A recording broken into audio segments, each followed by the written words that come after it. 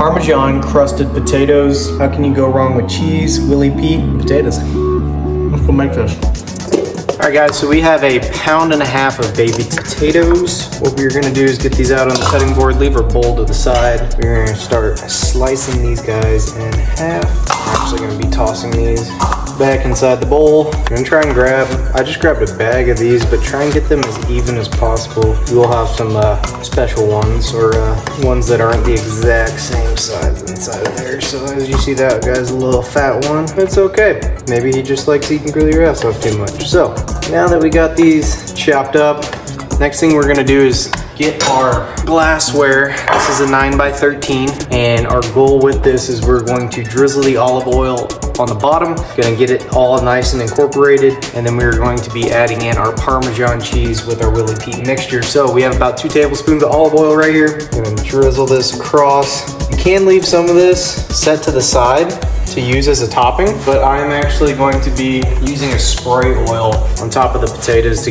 really get them to crisp up. So get all of this covered. As y'all just heard, my oven is ready. We want to go ahead and have the oven set to 400 degrees. Got one little asshole spot. All right, there we go. So we do have a half cup of Parmesan cheese right here. We have our Willie Pete. We're gonna be using about 2 to 3 tablespoons on this. So what I'm actually gonna do is transfer it into a larger ramekin, because I didn't really think this one through on the mixture while prepping for this. We have this larger one right here, and then we are going to use the spoon side again of the Willie Pete chicken seasoning.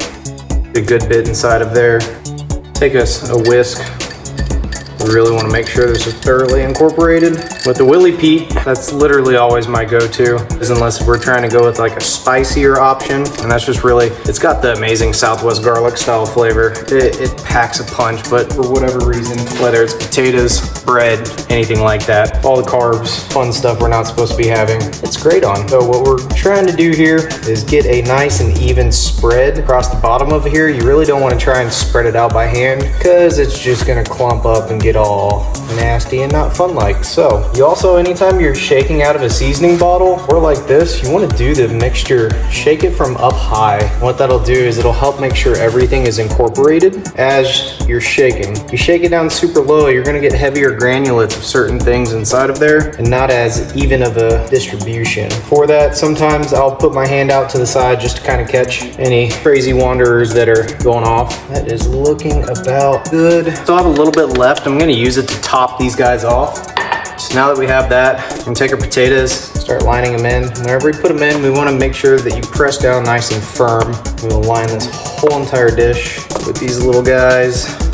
This is one of those recipes that's super quick, super easy, tastes amazing. I don't think you could ever get tired of a recipe like this, if I'm being honest. Maybe if you're on a diet, but diets are overrated. Nobody likes dying, it's in the word.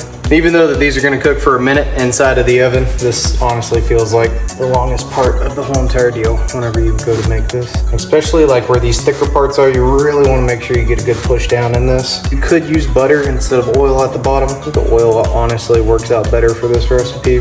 Got some little guys to finish this off on the sides. As you can see right there, 1.5 pounds is literally perfect to do one of these 9x13 dishes. Finished up right there. I'm actually gonna put this one right here because we got some better surface area. We are good to go. So like I said, I'm just gonna hit the top of these. Some spray oil. I'm gonna take the rest of our Parmesan cheese and Willie Pete and hit the top of these, because there's no such thing as too much cheese, right? All right, I think we're good and cheesy. Let's go throw this guy in the oven. All right guys, we're going in the oven at 400 degrees for 35 to 40 minutes. See you once it's done.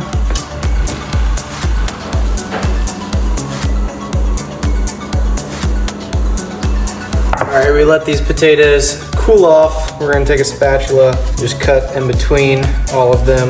As you guys can see, the spatula is cutting straight through, so these are nice and soft. They smell amazing. I've yet to take a bite. All right, look at that right there.